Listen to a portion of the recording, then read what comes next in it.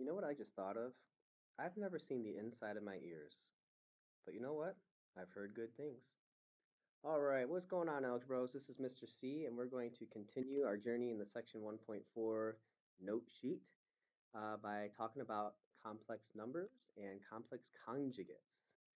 All right, so at the very top of the screen, it says the creation of the imaginary unit also gives way to the largest number system that we'll work with in this course. And that number system would be none other than the complex number system. And there is some shorthand bougie notation for the complex number system. It's capital C, like this little bar going from the top to the bottom. So once the imaginary unit I was created, a new number system was born, and it happens to be the biggest number system that we'll be working with in this course. So there's a little space right here. What I'd like to do is just kind of draw like a little Venn diagram, a little oval here, and let's say that this represents the set of complex numbers. Inside this oval, we're going to have another one, a little smaller one, and this blue oval or blob there will represent the real numbers, which there's some bougie notation for that too.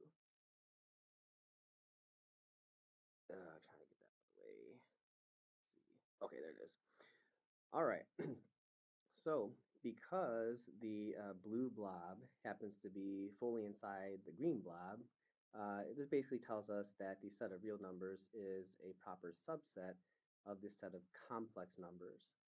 So it's kind of weird, but it works out this way. If you're a real number, you also happen to be a complex number. So for example, we look at the real number 5, that would also be a complex number, and I'll show you why in just a minute. But if you're a complex number, you're not necessarily a real number, so it's not a two-way street. So for instance, if we look at the imaginary number 5i,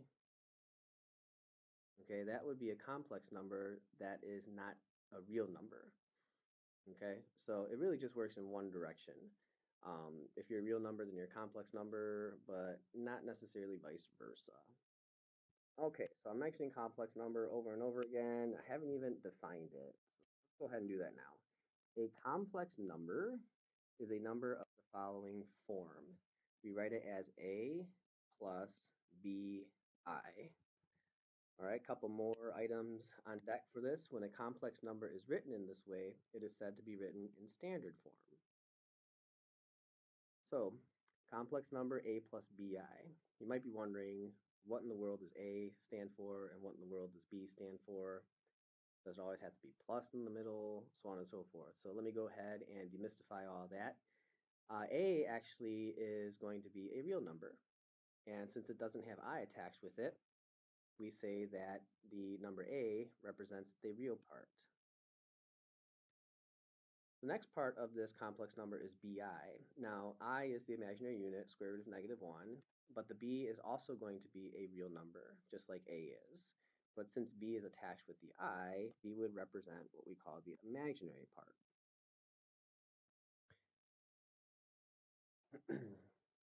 All right, so with that out of the way, what I'd like to do is define the conjugate of a complex number.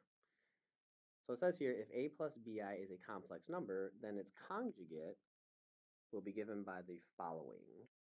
We're going to write A, and instead of plus, we'll change the operation to minus. Oh, I'm having a tough time here with this. All right, let's try that again. All right, so we'll write A, and instead of having the plus sign in between A and BI, we're going to have the minus sign, and then BI. All right, so the thing to note here with the definition of a conjugate is that the middle operation is the opposite. All right, so I'm just going to note that this really represents the opposite operation. In the following sense that if the middle symbol is addition, then the only thing we change to get a complex number's conjugate um, is its operation in between the two parts. Okay, so um, as we'll see in this example here, we'll write the conjugate of -2 plus 5i. simply by changing the operation of addition to subtraction. All right, but I do want to cycle back up to our little blobs up here. All right, why is it that 5, of course it's a real number, but how is it a complex number at the same time? Well, we can do this little trick. We could write 5 as 5 plus 0i. And since it has the format of a complex number a plus bi, of course, kind of a special case, 5 would technically be a complex number. Okay? All right, so basically any real number is complex, but it isn't necessarily true in the opposite direction. All right, so to finish this video off, let's look at the complex number -2 plus 5i. It wants us to identify the following. All right, first is the real part. Okay, the real part is going to be the part of the complex number that doesn't have I with it, so that would be -2. The imaginary part would be the number that does have I attached with it. Of course, that would be 5. And then its conjugate is going to be given by -2.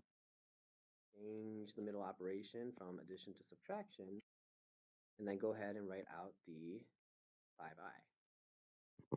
So that would be the conjugate. So why is it called a conjugate? What does it do? Okay, well, conjugates are important for us because if we take a complex number and multiply it to its conjugate, it winds up turning into a real number. And that's something I'd like to show you to polish off this video. All right, so let's take the original complex number, -2 plus 5i. I'm going to put it in parentheses because what I want to do with that is multiply it to its conjugate, -2 minus 5i.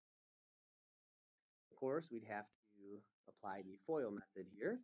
Okay, kind of looks like a binomial times a binomial. And to start this out, let's do -2 times -2 to give us +4.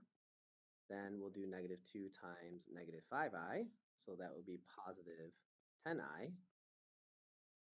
Now let's come back and distribute 5i to both -2 and -5i. So let's start 5i times -2 is -10i.